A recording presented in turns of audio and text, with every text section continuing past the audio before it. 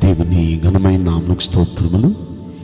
ఈ వాగ్దానం వింటున్న మీకందరికీ మన ప్రభువును ప్రియరక్షకుడైన యేసుక్రీస్తు నామములో శుభములు, మా హృదయపూర్వకమైన వందనములు తెలియచేస్తున్నాం.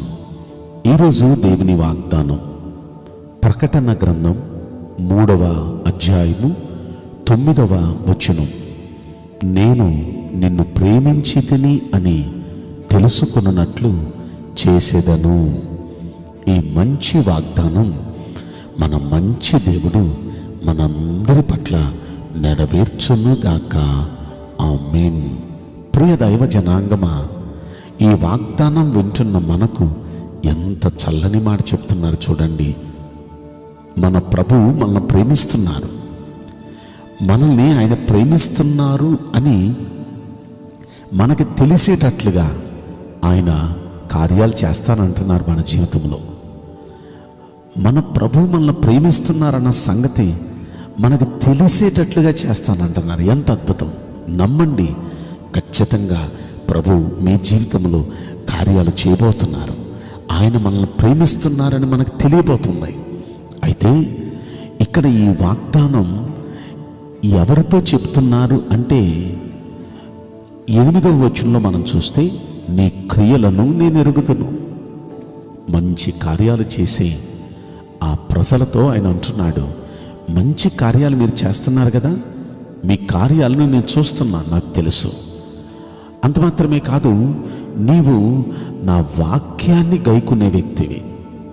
నా వాక్యాన్ని గైకుంటున్నావు, వాక్యాన్ని అనుసరించి నడుస్తున్నావు కనుక నేను గమనిస్తున్నాను. 3వది, నీ శక్తి కొంచెమైనా నన్ను ఎరగను అని తప్పించుకోలేదు. నువ్వు ఎలాంటి పరిస్థితి వచ్చినా, ఎలాంటి శ్రమ వచ్చినా నా కోసం నిలబడ్డావు. నన్ను ఎరగను అని నువ్వు తప్పించుకోలేదు. నీ శక్తి కొంచెం, నీ సామర్థ్యం కొంచెం, కానీ ధైర్యంగా నిలబడ్డావు కనుక నేను తలుపు నీ ఎదుట తీశాను, దాన్ని ఎవ్వడు వేయలేడు. దేవుడు తలుపు తీస్తే ఎవరు వేయగలరండి? కనుక దేవుడు ఈ వాగ్దానం వింటున్న మనందరి కోసం తలుపు తీయబోతున్నాడు. ఎందుకు ఆయన తలుపు తీస్తున్నారు అంటే 3 విషయాలు చెప్పారు. మన క్రియలు నచ్చినాయి ఆయనకి, మన క్రియలు బాగున్నాయి, నచ్చినాయి ఆయనకి.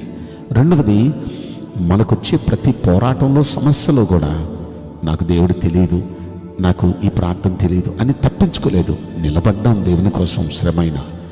ఇక 3వది, ఆయన వాక్యాన్ని కేవలం విని వదిలిపెట్టేలా వాక్యాన్ని అనుసరించి నడుస్తున్నాం మనం.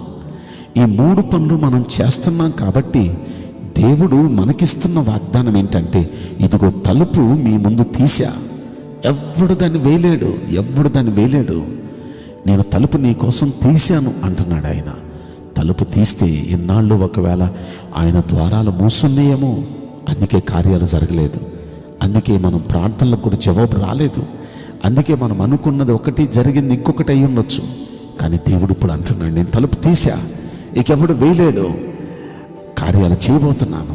ఇంక అంత మాత్రమే కాదు, నేను చేసే కార్యాలను నువ్వు చూచి ఏమంటావో చెప్పనా, దేవుడు నిజంగా నన్ను ప్రేమిస్తున్నాడు, నన్ను ప్రేమించబట్టి ఇన్ని కార్యాలు నా జీవితంలో చేస్తున్నాడని నువ్వు తెలుసుకునేటట్లుగా కార్యం చేస్తాను అంటున్నాడు. నిశ్చయంగా ఈ మంచి వాగ్దానం వింటున్న మనందరి వెనుకడిలో మన మంచి దేవుడు నెరవేర్చునుగాక. ఆమేన్. నేను మీకోసం ప్రార్థన చేయబోతున్నాను. పరిశుద్ధుడా, ప్రేమగల యేసురాజా, మీ పరిశుద్ధ బంగారు పవిత్రమైన నామమునకు నిండు మనసుతో కోట్ల కొలదిగా స్తుతులు, స్తోత్రములు, వందనాలు చెల్లిస్తున్నాం. ఈ వాగ్దానం వింటున్న ప్రియుల జీవితంలో దయచేసి ఈ వాగ్దానం నెరవేర్చి కృప చూపించండి. అయ్యా, మీరు మమ్మల్ని ప్రేమిస్తున్నాను అనే సంగతి మేము తెలుసుకున్నట్లుగా కార్యాలు చేస్తానంటున్నారు, ద్వారాలు తెరుస్తానంటున్నారు.